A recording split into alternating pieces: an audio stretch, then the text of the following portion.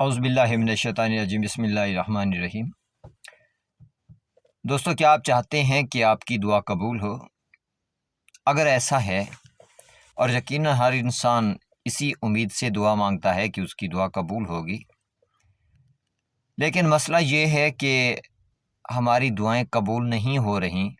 اس کی کچھ وجوہات ہیں، لیکن آج میں جو طریقہ آپ کو دعا مانگنے کا بتانے جا رہا ہوں، انشاءاللہ تعالی العزیز آپ کی دعا قبول ہوگی۔ آپ سوچ رہے ہوں گے کہ میں کس طرح سے 100% آپ کو شورٹی دے رہا ہوں دعا کی قبولیت کے حوالے سے۔ دراصل جو طریقہ میں آج آپ کو بتانے جا رہا ہوں، یہ طریقہ کسی انسان کا بتایا ہوا نہیں ہے، بلکہ یہ طریقہ اس خالق کائنات کا اپنا بتایا ہوا طریقہ ہے دعا مانگنے کا، جس ذات نے انسان کی دعائیں قبول کرنا ہے، جس ذات سے ہم دعائیں مانگتے ہیں۔ تو یقیناً خدا سے بڑھ کے کوئی سچا نہیں ہے۔ جب اللہ تعالیٰ نے دعا مانگنے کا طریقہ ہمیں بتایا، تو اس کا مطلب ہے ہماری دعائیں اسی طریقے سے ہی قبول ہوں گی۔ اس میں اللہ تعالیٰ فرماتے ہیں دعا مانگنے کے طریقے کے حوالے سے کہ اعوذ باللہ من الشیطان الرجیم، بسم اللہ الرحمن الرحیم، ادعوا ربکم تضرعا وخفیۃ انہ لا یحب المعتدین۔ اور تم دعا مانگو اپنے رب سے، کس طرح سے؟ تضرع کے ساتھ۔ تضرع کا مطلب آہوزاری کے ساتھ، یعنی اپنی اس ضرورت کی شدت کے احساس کے ساتھ، دل کی گہرائیوں کے ساتھ، یا سمپلی آپ اس طرح سے سمجھ سکتے ہیں کہ اگر کسی بچے کی خواہش پوری نہ ہو رہی ہو، تو وہ بچہ جس طرح سے اپنے کسی بڑے سے وہ چیز مانگتا ہے، آپ نے اسی طرح تضرع کے ساتھ کہ میرے اللہ، یہ میری شدید ضرورت ہے، انتہا کی ضرورت ہے، یہ میری انتہائی خواہش ہے،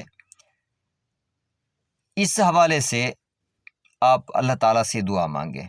پہلا طریقہ جو بتایا اللہ تعالیٰ نے دعا مانگنے کا، کیا ہے؟ تضرع کے ساتھ۔ اس کا مطلب ہے اللہ تعالیٰ نے انسان کی اپنے من میں رکھ دی ہے، یہ بات پہلے سے بتا دیا ہے کہ تم نے دعا مانگنی کیسے ہے۔ ایک بچے کے ذریعے بچپن سے ہم گزر کے آتے ہیں، بڑے ہوتے ہیں، تو بچپن میں جس شدت کے ساتھ ہم اپنی خواہشات کی تکمیل کے لیے اپنے بڑوں سے کہتے ہیں، آپ نے اسی طرح سے تضرع کے ساتھ اپنے خدا سے دعا مانگنی ہے۔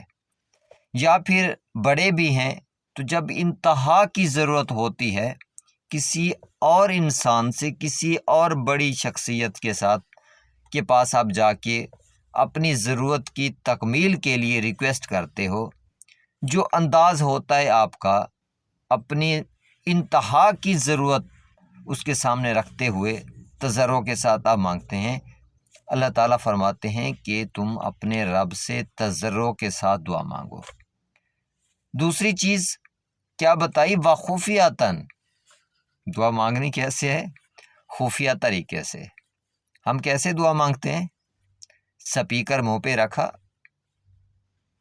ہزاروں لاکھوں لوگوں کو سنا سنا کے ہم دعا مانگ رہے ہوتے ہیں، جبکہ اللہ تعالیٰ فرماتے ہیں اِنَّهُ لَا يُحِبُّ الْمُعْتَدِينَ۔ یہ تمہاری حد ہے، یعنی اللہ تعالیٰ نے دعا کے لیے حد قائم کر دی ہے۔ ایک تو تم نے تضرع کے ساتھ مانگنی ہے، دوسرا خفیہ طریقے سے مانگنی ہے۔ اب خفیہ کا مطلب کیا ہوا؟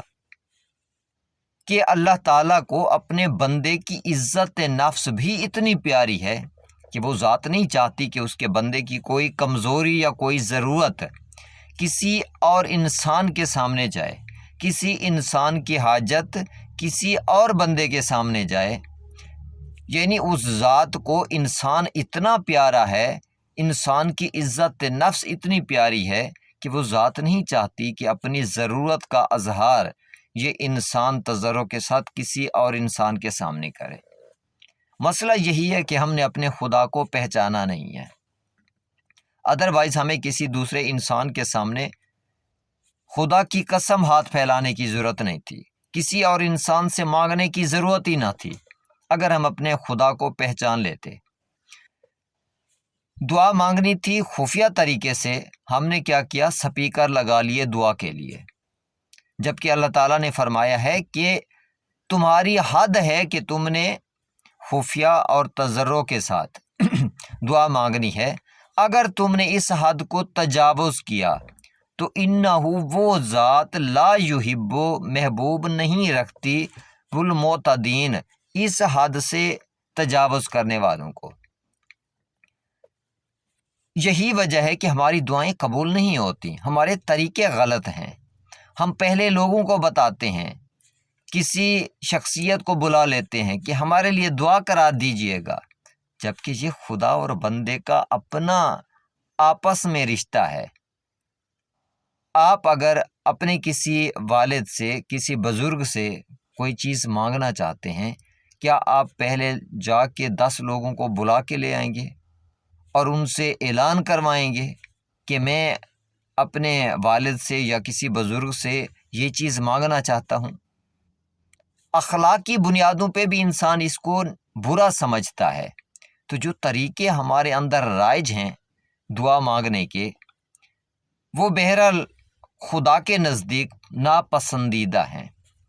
یہی وجہ ہے کہ ہماری دعائیں قبول نہیں ہوتی۔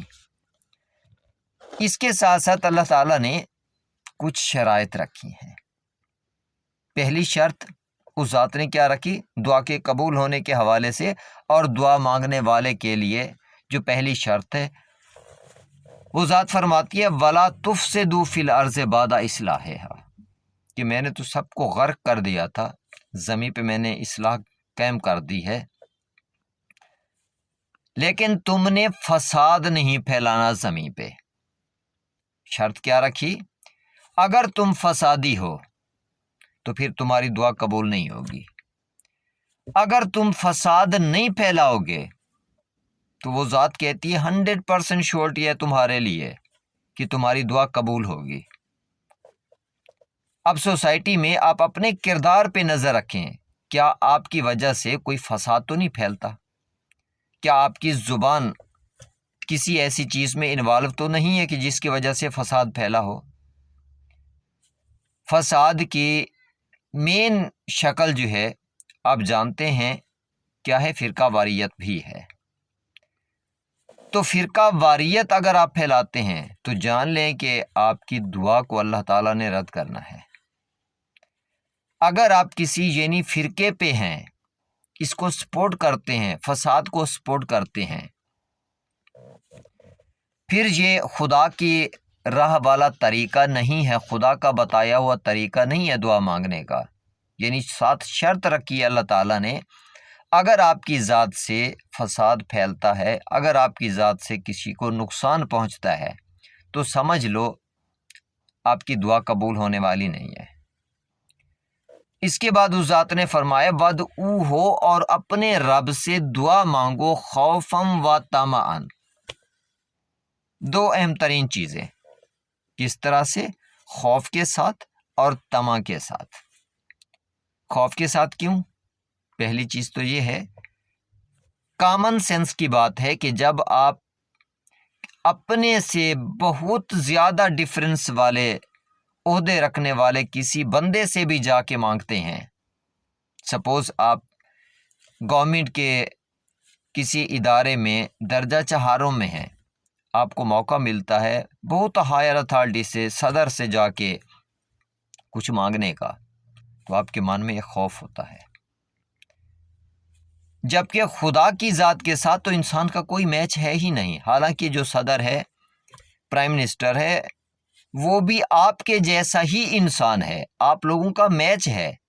اس کے باوجود جب کسی ہائر اتھارٹی کے پاس آپ کچھ مانگنے کے لیے جاتے ہیں تو پھر کیا کرتے ہیں؟ بہت خوف ہوتا ہے آپ کے من میں۔ تو ایگزیکٹ اسی طرح سے جس ذات کے ساتھ آپ کا میچ ہی نہیں ہے، آپ اس کی مخلوق ہیں، وہ خالق ہے، وہ انتہائی بلند و برتر ذات ہے، جب اس سے آپ مانگنے جا رہے ہیں تو اپنی اوقات میں رہ کے مانگنی ہے۔ جی فرق ضرور رکھنا ہے آپ نے۔ آپ کو معلوم ہو یہ احساس ہو کہ میں کس ذات سے مانگنے جا رہا ہوں۔ جب یہ چیز آپ کے دل میں ہوگی اور اس طمع کے ساتھ بھی مانگیں گے کہ میرا کریم پروردگار میری دعا قبول کرے گا، تو یقینی طور پہ وہ ذات کہتی ہے کہ ان رحمت اللہ، یقیناً اللہ تعالیٰ کی رحمت قریب من المحسنین، احسان کرنے والوں کے بہت قریب ہے۔ یعنی اللہ تعالیٰ فرماتے ہیں کہ جو احسان کرنے والے ہیں دوسروں پہ، محسنین ہیں، ان پہ میری رحمت ان کے بہت قریب ہوتی ہے، یعنی ان کی دعا میں بہت جلد قبول کرتا ہوں۔ تو پراپرٹیز کون سی ہونی چاہیے؟ نمبر 1، فساد نہیں ہونا چاہیے آپ کی ذات میں۔ نمبر 2، آپ کو محسن ہونا چاہیے، دوسروں پہ احسان کریں۔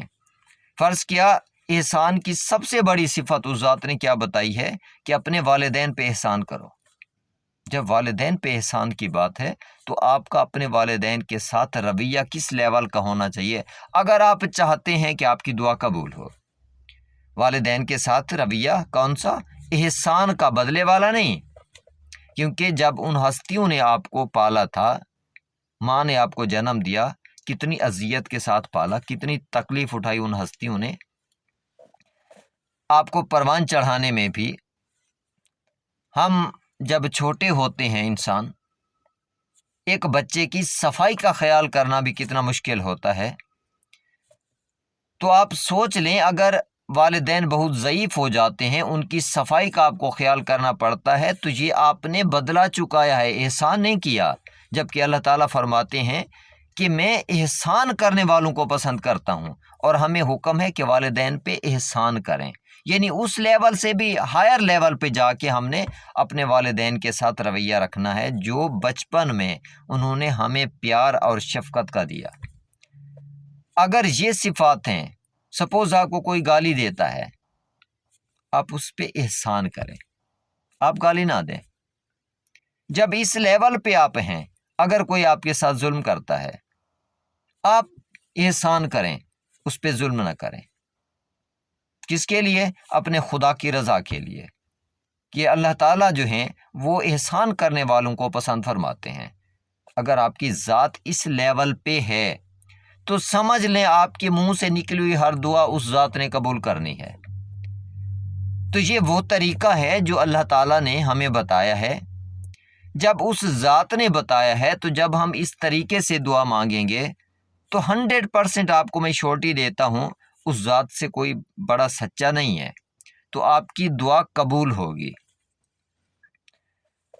امید کرتا ہوں ویڈیو پسند آئی ہوگی۔ چینل کو سبسکرائب کر لیں، بیل آئیکن کو پریس کر لیں تاکہ میری آنے والی ویڈیوز آپ تک پہنچتی رہیں۔ دعا گو ہوں دونوں جہانوں میں اللہ تعالیٰ کی امان میں رہیں۔ اللہ حافظ۔